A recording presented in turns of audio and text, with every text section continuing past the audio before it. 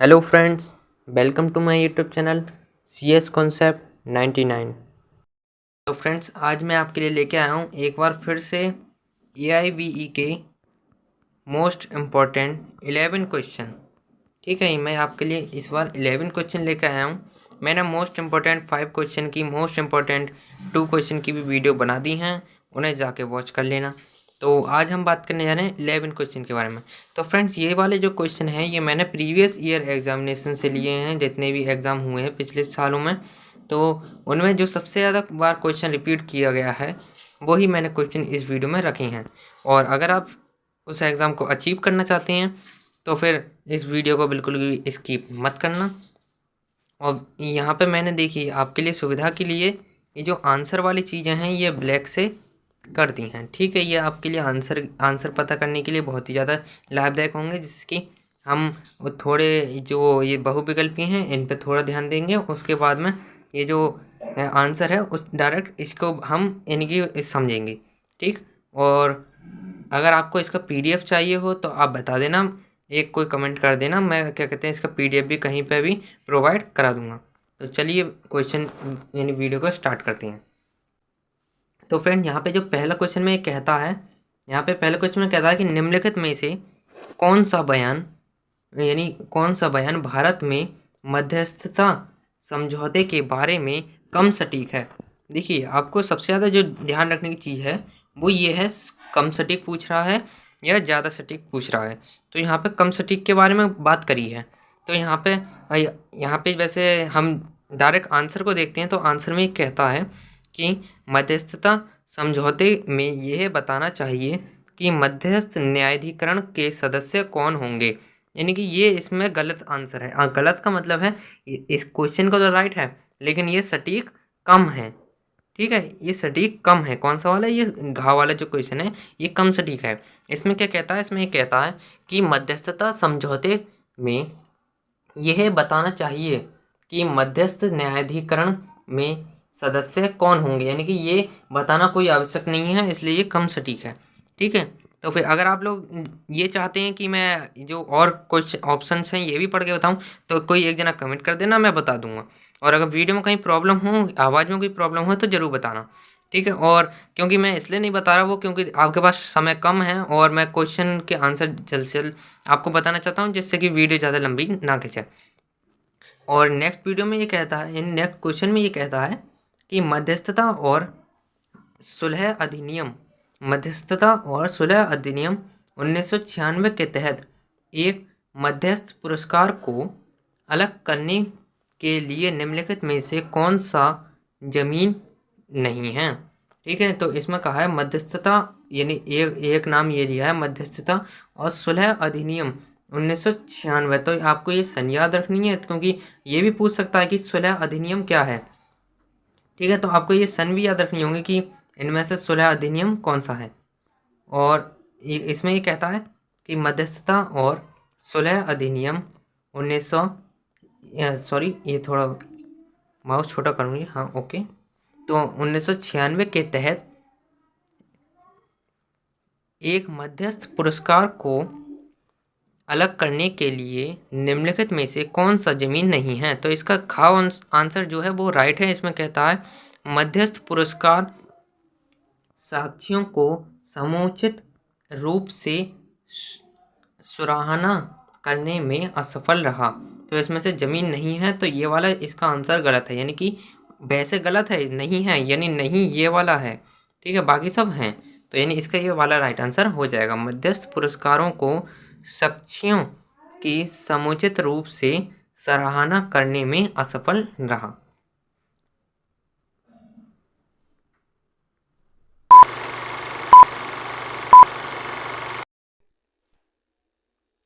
तो इसके बाद हम थर्ड क्वेश्चन की ओर बढ़ते हैं। इसमें कहता है कि निम्नलिखित कथनों में से कौन सा एक विशेषज्ञ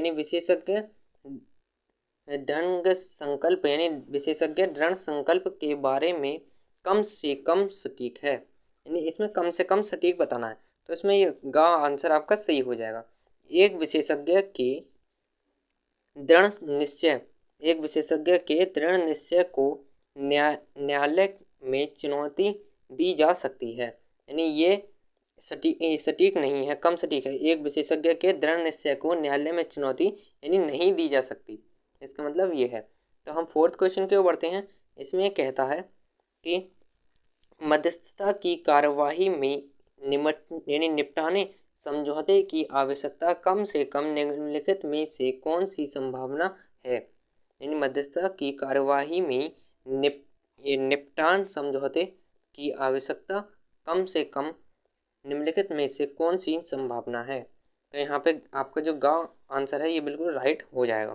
ठीक है, तो इसमें ये यानी इसका है कि अनुमानात्मक अनुमानात्मक भाषा में समझौता व्यक्त करने के लिए किया जाना चाहिए। यानी भाषा में समझौता व्यक्त करने के लिए किया जाना चाहिए। ठीक है, तो हम फिफ्थ क्वेश्चन की ओर बढ़ते हैं।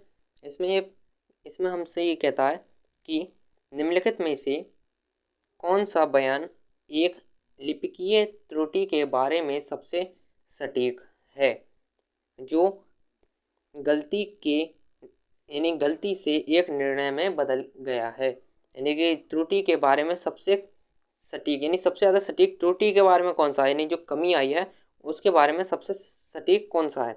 तो इसमें हम देखते हैं, हमें 4 ऑप्शन दे रखे हैं और इसमें जो राइट आंसर हो जाएगा वो हो जाएगा ऑप्शन नंबर घ। इसमें कहता है कि न्यायालय अपने प्रस्ताव के निर्णय में त्रुटि को सुधार सकते हैं। ये यानी कि ये निर्णय जो है यानी सबसे सटीक है। ये गलती है इसमें कि न्यायालय अपने प्रस्ताव में निर्णय में त्रुटि को सुधार सकते हैं। ठीक है, ये इसकी गलती है। इसमें कहा है ना कि त्रुटि के बारे में सबसे सटीक है, जो गलती है वह एक निर्णय में बदल गया है। तो इसका जो राइट आंसर हो जाएगा वो हो जाएगा ऑप्शन नंबर घ। तो फिफ्थ क्वेश्चन ये सिक्स क्वेश्चन की ओर बढ़ते हैं। और फ्रेंड्स, अगर आप वीडियो को यहाँ तक वॉच कर रहे हैं तो एक लाइक ज़रूर कर देना, बहुत टाइम लगता है वीडियो बनाने में।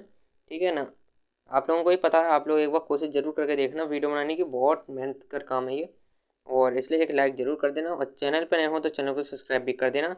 ये चैनल केवल आप लोगों के लिए है, इसमें कॉम्पिटिशन की तैयारी कराई जाएगी, वो भी बिल्कुल फ्री। ठीक है, तो यहाँ पे ये सिक्स क्वेश्चन में कहता है कि निम्नलिखित में से कौन सा बयान सीमा अधिनियम 1963 के बारे में सबसे सटीक है। तो इसका जो राइट आंसर होगा वो होगा ऑप्शन नंबर घ। यह विभिन्न प्रकार की कार्यवाहियों के लिए सीमा की अवधि निर्धारित करता है, जो न्यायालय में स्थापित की जा सकती हैं। ठीक है, हम नेक्स्ट क्वेश्चन की ओर बढ़ते हैं। तो इसमें ये कहता है सेवन क्वेश्चन की ओर, निम्नलिखित परिस्थितियों में से किन परिस्थितियों में एक अदालत एक वार्ताकार आदेश पारित कर सकती है। तो यहाँ पे जो ऑप्शन नंबर हमारा गा राइट हो जाएगा। इसमें कहता है कि वाद दायर किए जाने के बाद लेकिन इसके अंतिम निपटान से पहले पक्षकारों के लिए अधिकारों की रक्षा करना। ठीक है, और फ्रेंड्स, अगर आपको वीडियो ज़्यादा यानी लॉन्ग लग रही हो अभी भी तो बताना, मैं ऐसी और क्या चीज़ कम करूँ इसमें, जैसे कि आपको वीडियो लॉन्ग नहीं लग रहा है। तो अभी तक 4 मिनट ही हुए हैं। और यानी कि अगर वीडियो में कोई प्रॉब्लम हो, आवाज़ में कोई प्रॉब्लम हो, साउंड इफेक्ट वगैरह कुछ हो तो उसकी प्रॉब्लम को बता देना। ठीक है, और अगर आप लोगों को इसका PDF चाहिए तो कमेंट करके बता देना, मैं इसका PDF भी प्रोवाइड करा दूँगा। ठीक है, क्योंकि PDF होता है तो आपको आसानी भी रहती है याद करने में, और अलग से सेव करके रख लें। और वीडियो को एक जने को जरूर शेयर करना, क्योंकि उसका भी तैयारी हो जाए इससे। ठीक है, आपका कोई भाई हो सकता है, छोटा भाई बहन वगैरह कोई भी हो सकता है, कोई दोस्त हो सकता है, उसे सेंड जरूर कर देना ताकि वो भी इससे तैयारी कर ले। ठीक है, तो यहाँ पे ये 8th क्वेश्चन में कहता है कि निम्नलिखित मामलों में से किन मामलों पर संसद को कानून बनाने की शक्ति है। इनमें से कौन से मामलों में संसद को कानून बनाने की शक्ति है। तो यहाँ पे ऑप्शन नंबर घ राइट हो जाएगा। भारत के संविधान की 7वीं अनुसूची में सूचियों में प्रविष्टियाँ प्रथम और तृतीय। ठीक है, इसमें यानी कि उसे कानून बनाने में यानी कानून बनाने के लिए शक्ति है। ठीक है, और अगर यहाँ पे थोड़ी हिंदी में थोड़ी प्रॉब्लम हो रही है तो थोड़ा यानी कि वो कर लेना, एडजस्ट कर लेना, क्योंकि हो सकता है ऐसे जो शब्द होते हैं बहुत ही ज़्यादा घुमाव वाले होते हैं। आप लोगों को भी पता है कितने घुमाव होते हैं, क्योंकि आप लोगों ने एग्ज़ाम दे दिया होगा, और यानी दिया होगा पहले कभी और नहीं दिया है तो अब एग्ज़ाम देंगे, तो आप भी ये जो वीडियो के क्वेश्चन है इन्हें खुद पढ़ के देख लें। तो इसमें 9 में कहता है कि निम्नलिखित में से कौन सा मौलिक अधिकार है कि भारत में रहने वाले एक विदेशी नागरिक को आनंद मिलता है? ऐसा कौन सा मौलिक अधिकार है कि विदेशी व्यक्ति को भारत में आकर उसे आनंद मिलता है? तो यहाँ पे जो है ये घ सही है, व्यक्तित्व स्वतंत्रता के अभाव से यानी के विरुद्ध अधिकार, यानी कि उसे स्वतंत्र जीवन मिलता है, सॉरी, हाँ, इसे जो है स्वतंत्र जीवन मिलता है, यहाँ पे कोई भी बंदिश नहीं होती कहीं भी घूमने वगैरह के लिए। ठीक है, और नेक्स्ट क्वेश्चन की ओर बढ़ते हैं। यहाँ पे हम 10 क्वेश्चन पे आ चुके हैं। अगर आप वीडियो को यहाँ तक वॉच कर रहे हैं तो अब तो एक लाइक बनता ही है, और चैनल पर नए हो तो चैनल को भी सब्सक्राइब भी कर देना।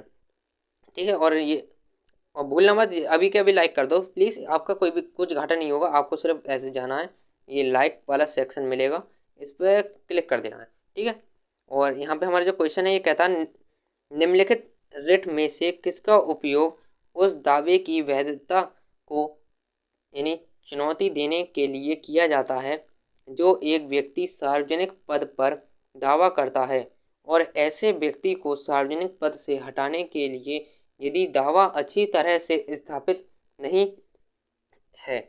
तो यहाँ पे जो का है यथास्थिति वारंट यानी वारंटो, इसका राइट आंसर हो जाएगा। ठीक है, और हम अपने चलते हैं लास्ट क्वेश्चन की ओर। तो लास्ट क्वेश्चन पे चलने से पहले मैं आप लोगों को एक चीज़ और बता दूं कि मैं आपको चैनल के बारे में बता दूं। चैनल पे कंपटीशन से संबंधित ही तैयारी कराई जाएंगी, एआईबी की तैयारी कराई जाएगी, नीट की तैयारी कराई जाएगी, और आईटीआई की तैयारी कराई जाएगी, आईआईटी की तैयारी कराई जाएगी, और जितने भी क्या कहते हैं कंपटीशन के ये टेट होता है, टेट की तैयारी कराई जाएगी, पेट की तैयारी कराई जाएगी, यानी जितने भी कंपटीशन सरकारी एग्जाम होते हैं और प्राइवेट होते हैं उन सब की तैयारी कराई जाएगी। अगर आपका कोई भी रिश्तेदार हो, कोई भी छोटा भाई बहन दोस्त, या दोस्त का कोई भाई बहन हो तो उसे सेंड जरूर करें, यानी जिसका छोटा भाई हो या छोटे यानी जिसके छोटे भाई बहन हो तो उसे सेंड जरूर कर देना। हो सकता है उसके मन में यही हो कि मैं अपने भाई को पैट यानी वो टेट पैट ये क्रॉस करवाना है, तो इसकी तैयारी के लिए ये चैनल सबसे ज़्यादा उपयोगी है। यहाँ फ्री में सारी चीज़ें प्रोवाइड कराई जाएंगी, आपके लिए अलग से प्लेलिस्ट भी बना दी जाएगी जिससे कि आप तैयारी करने में आपको प्रॉब्लम ना हो। तो यहाँ पे हम अपने लास्ट क्वेश्चन की ओर बढ़ते हैं। ठीक है फ्रेंड्स, तो इसका जो आपको आंसर है वो कमेंट बॉक्स में बताना है, और आप कहेंगे आंसर तो हमें दिख रहा है ना, इसका आंसर ए है, आप लोगों को साफ साफ दिख रहा है, का है इसका आंसर। हाँ, लेकिन मैं जानता हूँ आप लोगों को इसका आंसर का है, ये आपको दिख भी रहा है, लेकिन क्या होता है ना, अगर आप कमेंट करते हैं तो आपके लिए बहुत ही ज़्यादा लाभदायक होता है। आप देखिए कमेंट करने से पहले किन किन चीज़ों को ध्यान देंगे, हम पहले क्वेश्चन पढ़ देते हैं फिर हम बात करते हैं। इसमें कहता है निम्नलिखित में से कौन सा बयान किसी राज्य के उच्च न्यायालय के निर्णय के बारे में सबसे सटीक है? ठीक है, सबसे सटीक इनमें से कौन सा है? तो यह उस राज्य के प्रशासनिक अधिकरण पर बाध्यकारी है। ठीक है, तो यहाँ पे जैसे कि आपको किस किस चीज़ का ध्यान रखना है कमेंट करते समय, मैं आप लोगों को यानी जानकारी दे रहा हूँ। आप मैं ज़्यादा से ज़्यादा आपके 20 सेकंड लूँगा केवल, आप वीडियो को बिल्कुल भी स्किप मत करना। यहाँ पे कहता है कि जैसे आपको कमेंट करना होता है तो कमेंट करने के लिए आपको सबसे पहले एक क्वेश्चन पढ़ें, क्वेश्चन के बाद इसका जो आंसर है उसे 2 बार पढ़ें, केवल आप 2 बार पढ़ें उसे। ठीक है, 2 बार पढ़ने के बाद फिर कमेंट कर दें, वो आपकी इच्छा है कमेंट करें या नहीं करें, फिर आप उसके जो है वो कमेंट कर दें। और उसके बाद में एक चीज़ मैं आपको बताता हूँ, रिवीजन के तौर पर वीडियो को जरूर देखें। अगर रिवीजन के तौर पर देखेंगे तो आपको क्या होगा, आपकी नज़र डायरेक्ट आपने ये इधर क्वेश्चन पढ़ा और इधर आपका आंसर कहा, दिमाग में ऑटोमेटिक ही आंसर आएगा, ऑटोमेटिक ही क्वेश्चन का आंसर आ जाएगा। तो आपको रिवाइड करके कैसे देखनी है, यहाँ पे 3 डॉट होंगे। ठीक है, अगर आप फास्ट में देखना चाहते हैं तो मैं बता रहा हूँ, ये ऊपर इस कोने में 3 डॉट होंगे, उन पर क्लिक करना आप, तो यहाँ पे एक स्पीड करके सेक्शन मिलेगा। ठीक, स्पीड करके सेक्शन मिलेगा, आप उस पर क्लिक कर देना। उस पर क्लिक करते ही आपको ये 0.5x मिल जाएगा। ठीक है, इस तरीके से जो और सेक्शन है वो सारी के सारे मिल जाएंगे। तो यहाँ पे आप अपने अनुसार जैसे 1.5x हो, या फिर 2.0x हो, या फिर ये जितना भी हो सकता है, आप यानी ये दोनों फास्ट में से कोई सा भी फास्ट कर लेना, या फिर 1.25x भी होता है एक, तो आप इस तरीके वीडियो को फास्ट कर लेंगे, आपका जो क्वेश्चन है वो बहुत ही जल्दी कंप्लीट हो जाएंगे, आपको याद करने में बहुत ही ज़्यादा आसानी हो जाएगी रिवीजन के तौर पर। तो मिलते हैं नेक्स्ट वीडियो में, और चैनल पे नए हो तो चैनल को सब्सक्राइब जरूर कर देना, और वीडियो को लाइक जरूर कर देना। ठीक है, आपका इसमें न डाटा जाता है न रीम जाती है, प्लीज़। तो मिलते हैं नेक्स्ट वीडियो में। जय हिंद, जय भारत।